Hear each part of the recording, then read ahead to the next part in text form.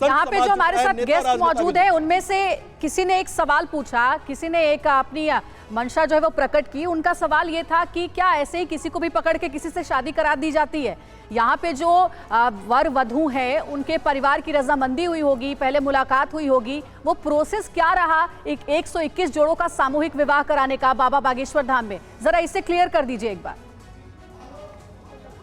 जी बिल्कुल, मैं आपको जानकारी दे दूं कि जितने भी वर वधू पक्ष के लोग यहां पर आए हैं उनसे हमने बातचीत की और हमने भी यही जानने की कोशिश की कि आखिर ये पक्ष जो है वो आपस में कैसे मिले। बहुत सारी संख्या ऐसे लोगों की है जिन्होंने शादी खुद तय की थी, लड़का और लड़की पक्ष के जो लोग हैं उन्होंने आपस में तय किया। उसके बाद यहाँ पर उन्होंने अर्जी दी, फॉर्म भरा, उनके परिवार का सर्वे हुआ कि आर्थिक स्थिति उनकी किस तरह की है, वो सक्षम है नहीं है, लड़की के माता पिता जीवित हैं या फिर अभी नहीं है, तमाम तरह के उसमें मापदंड बनाए गए थे। उन सारे पॉइंट्स पर उनका सर्वे किया गया है और उसके बाद ये निर्णय लिया गया। अभिजीत, जो आपने जानकारी दी कि शादी माँ बाप ने तय कर दी, चाहे किसी के माँ बाप भी नहीं है, परिवार इतना गरीब है कि शादी का खर्च नहीं उठा सकता, उन्होंने यहां पर अर्जी दी, अर्जी स्वीकार हुई और अब उनकी शादी कराई जा रही है। अगर ऐसे वर वधू के परिवार वाले अगर वहां पर मौजूद हैं आपके आसपास तो जरा उनसे बात कीजिए, क्योंकि इसको लेकर कई सवाल भी खड़े किए जा रहे हैं।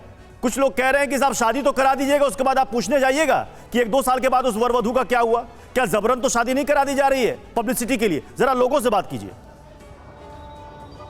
जी बिल्कुल, आप देख सकते हैं हमारे साथ तमाम लोग यहाँ पर मौजूद हैं जो कि यहाँ पर आए हुए और ये शादी समारोह में हिस्सा लेने वाले ही लोग हैं। सीधे सीधे उनसे ही सवाल करके बातचीत करते हैं। सबसे पहला सवाल ये है कि क्या ये जो वर वधू का मिलन है ये धाम की तरफ से कराया गया है या फिर लोगों ने अपनी मर्जी से किसी तरह की? धाम की तरफ से कराया गया, धाम की तरफ से कराया गया है, सब बाबा ने ही कराया है, क्या नाम है, और किसी का कोई नहीं। बाकी सबका दान तो है ही है, लेकिन बाबा ने ही कराया है सबका। मिलाने की व्यवस्था, यहाँ पे शादी की व्यवस्था जरूर कराई गई है, लेकिन परिवार भी यहाँ पर मौजूद है, देख सकते हैं आपकी। हम परिवार वाले लोगों से बातचीत करेंगे।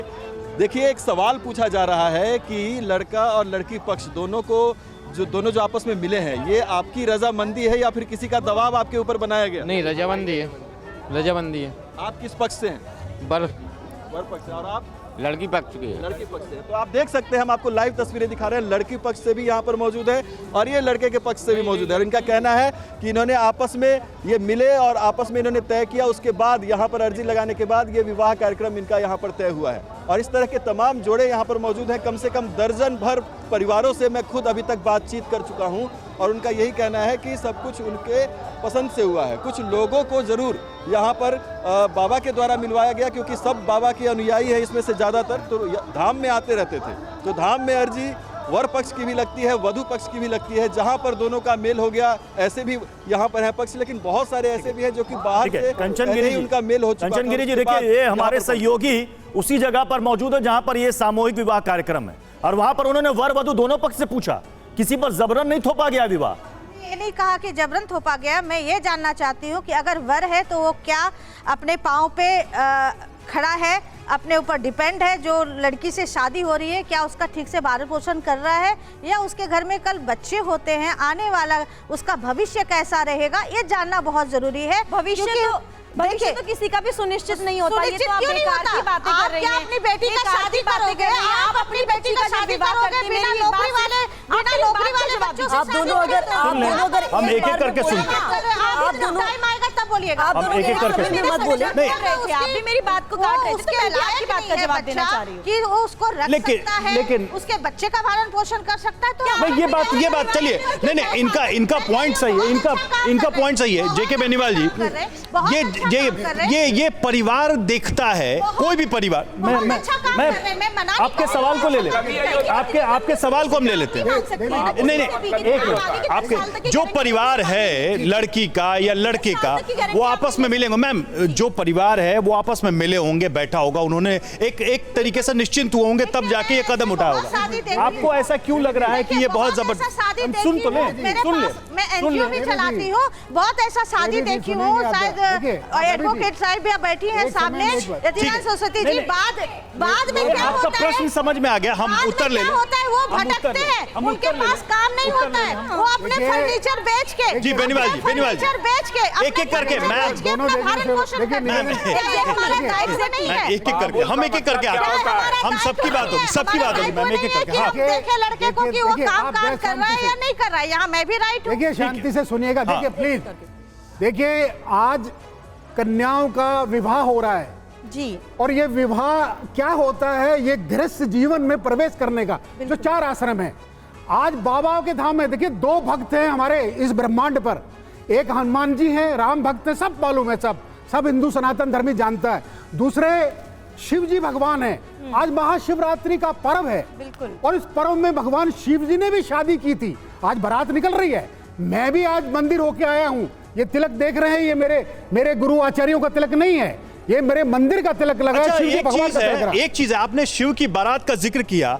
हम शिव बारात जब पढ़ते हैं तो उनके भी मायके वाले जब बारात देखी तो उन्होंने कहा कि ये कौन आ गया। वही बताने उनके बारात में जो लोग शामिल थे उनको देख के उनको लगा कि ये कौन आ गया। परिवार वाले साथ हैं ना। देखिए सबसे पहला देखिए शिव जी भगवान का आशीर्वाद ले लीजिए। क्या होता है, बहुत ऐसे गरीब लोग होते हैं, उनको मिलता है भगवान कि शिव का आशीर्वाद लेने के लिए मैं आपसे एक युक्ति में कह रहा हूँ। देखिए सुन लीजिए, बहुत सारे ऐसे लोग देखिए शिव जी भगवान का पहले आशीर्वाद लीजिए, आप फिर आप आशीर्वाद लीजिए, कि जो आप आशीर्वाद शादी कर रही है, बाल लीजिए 1 मिनट के लिए, 1 सेकंड के लिए देखिए, सुन लीजिए। दीन बंधु दीनानाथ मेरे विश्वनाथ, अपने विरद हाथ धरो हमरे हुमात, नाथों के नाथ मेरे जय हो विश्वनाथ, जय हो जय हो जय हो जय हो जय हो पशुपति नाथ। देखिए ये नाथ हैं, और इन नाथ का भगवान शिव का आज विवाह होने जा रहा है। और अभी जिक्र किया रवि जी ने, एंकर ने जिक्र किया कि इनकी बारात आई कैसे चलती है। अगर जब बारात की झलकी दिखा दी जाए शिव जी भगवान की, नाग मणि नाग होता है, मणि हर एक के नाग में नहीं होता, हर नाग फण में नहीं होता है, शिव जी भगवान के यहाँ विराजमान होता है। और वैसे तो देखो, अगर जब मैं अध्यात्म बताऊं तो श्री कृष्ण भगवान ही ब्रह्मा बन के सृष्टि करते हैं, उपमन्यु जी विष्णु बन के पालन करते हैं, और शंकर बन के संहार करते हैं। उपमन्यु जी एक सेकंड सर, एक सेकंड उपमन्यु जी, शंकर भगवान की बारात आई तो उनके गणों का योग्य वर होगा उसी से विवाह होगा। तो यहाँ योग्य वर देखना बहुत जरूरी है, हम इसके खिलाफ नहीं है, लेकिन योग्य वर होना बहुत जरूरी है।